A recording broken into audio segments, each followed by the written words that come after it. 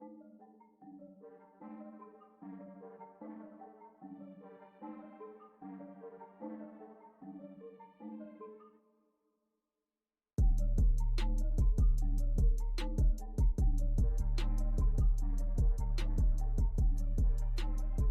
everyone, thank you for being connected here today. I am sitting here with Michal. Michal, thank you so much for being part of the program. No problem at all, Miguel. Yes, sir. For those who are not familiar with the work you're doing, let them know about yourself. Well, I'm a lot of things. Professionally, I'm an author. I have 19 books out there on Amazon. And this led me to starting book advertising agency. We are running Amazon ads for other authors. And that's actually the main bulk of my income. And I'm also a business coach, and I'm building this practice. I'm in the middle of getting accredited by European Mentoring and Coaching Council. Awesome. When we talk about success, most often individuals will define success as, well, whatever mom and dad says success is. Talk a little bit about how important it is to define success for oneself and quite possibly share your own definition.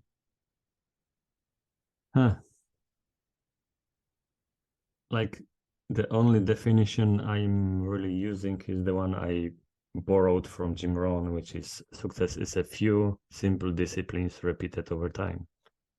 And like the process is a success, not just getting the dictionary definition says it is achievement of something. But then if you are not enjoying the process, well, you are miserable for a year to get 5-minute joy. I remember getting, when I was back in the day when I was database administrator, certificate for Oracle administration.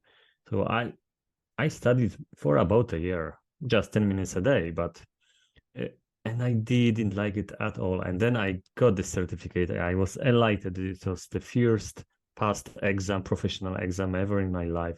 But the joy lasted like 5 minutes. That was all. So success is not found in the destination or in the conclusion of, but rather in that daily consistent movement towards the pursuit of something. Yes, and if you do it the right way, the destination will be like the after effect, because it's like a race. If you are running in the right direction and you are running, sooner or later you arrive, period. That's it. Yeah. The way I define strategy is a defined number of steps to help you obtain a breakthrough moment. And I like that analogy of the race. It's sooner or later, you're going to make it. It may be sooner, it may be later, but if you maintain consistent, you'll make it. We talk about, starting a business, and we talk about making a transition, like you're saying, working in a corporate room to then going and starting your own business. Most often, individuals dream about launching their own business, right? They believe they have the next $1 million idea. Talk a little bit about being able to make that transition and what that looks like with reference to maintaining that definition of success. Could you be more specific with that? Sure. So the definition of success that we're saying here is not a destination. We're saying that the definition of success is the constant pursuit to a great endeavor. And so when you launch a business, oftentimes it's, well, success is when I make $1 million. Success is when I reach, and I can pay my bills and not have to skip lunch, right? So in that process, success may differ or maybe not. But talk a little bit about that journey of starting a business, transitioning into that world, and still trying to stay focused of success is the pursuit of greatness, is the pursuit and the constant work towards it. Yeah, which just gave me a light bulb moment. I totally forgot which podcast or book that was, but we desperately need those milestones between the destination and the starting point. And this is what I would say happened with me starting the business. At the very beginning, I was totally clueless. Like I was a lifelong employee. I had no clue how to start a business and successful business at that. It took me 5 years really before I served my first customer because I didn't even have an idea for a business. I was in the entrepreneurship mastermind, and I would say that was one of the milestones, yeah, to be among people who were ahead of me. And then at like we've been in that had been that mastermind for like half a year before I got the idea. Okay, this is how I can make money, how I can be of value for others, something I can do they don't want to do and pay me for that. Also, I was gradually transitioning from working full time to not working at all. So first it was half time, then quarter time, and I stuck at that level for quite a few years just for the benefits. But finally, it was the time to push the button, and that was another step for me, like being totally free from the corporate world, from whatever quirks it has, like those policies and so on. Now I'm totally independent, other than dependent on my customers and the service I provide for them. So I set my schedule, I decide with whom I'm working and so on. And that's another big milestone for me.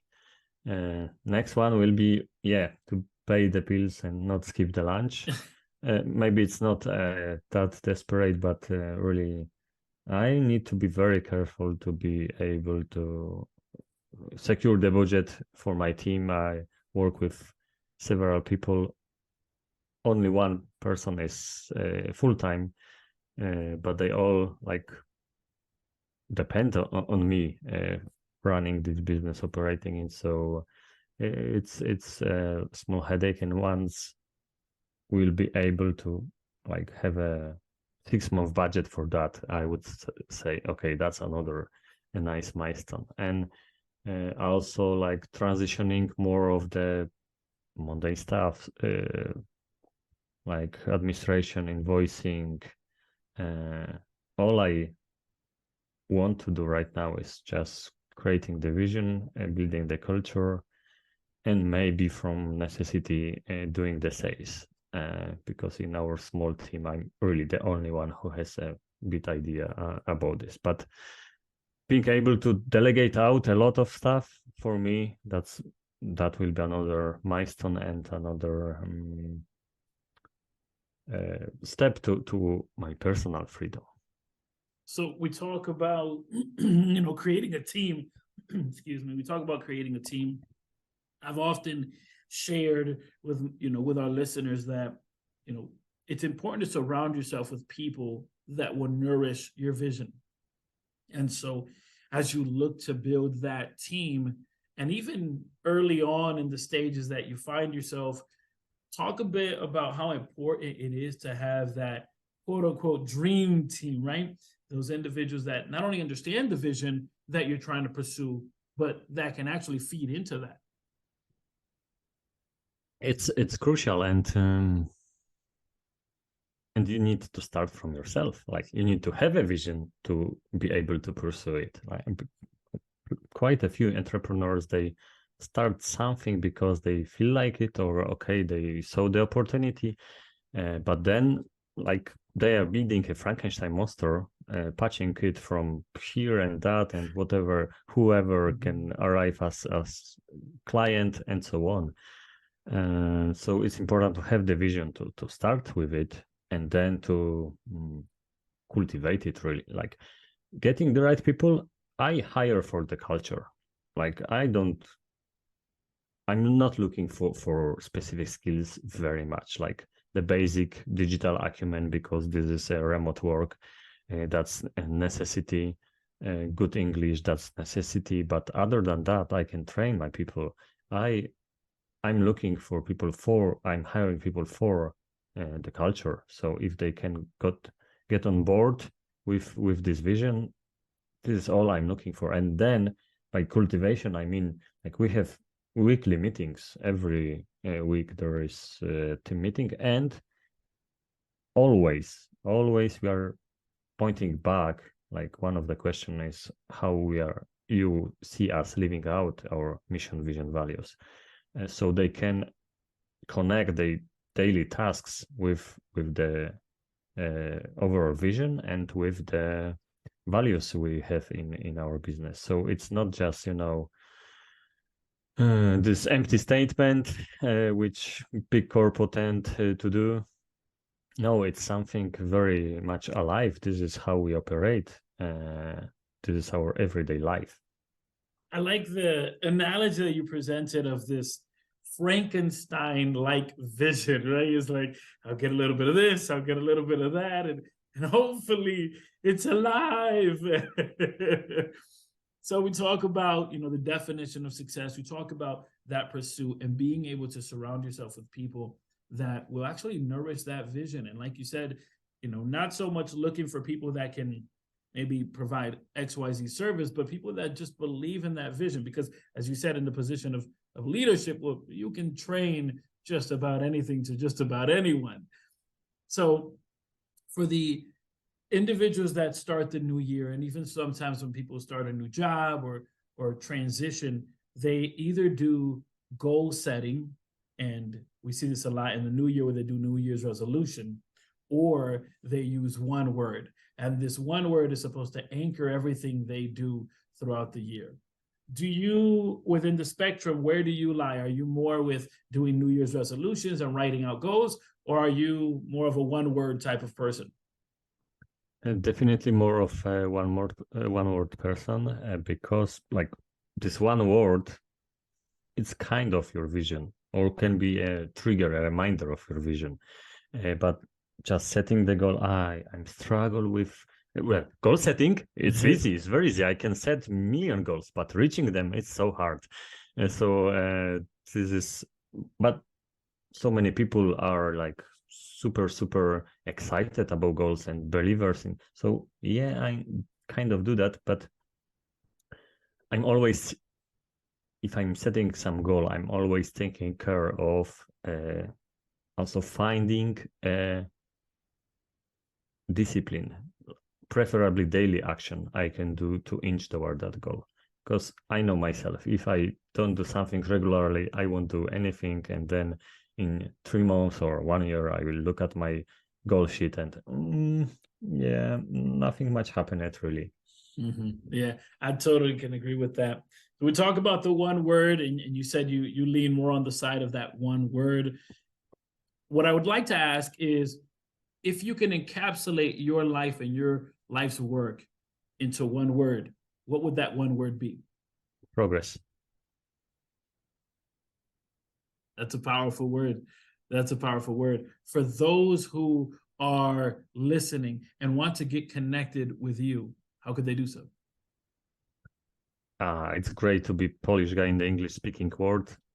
Just type my name into Google and add anything, books, coaching, or advertising books, and something will pop up. My blog is expandbeyondyourself.com.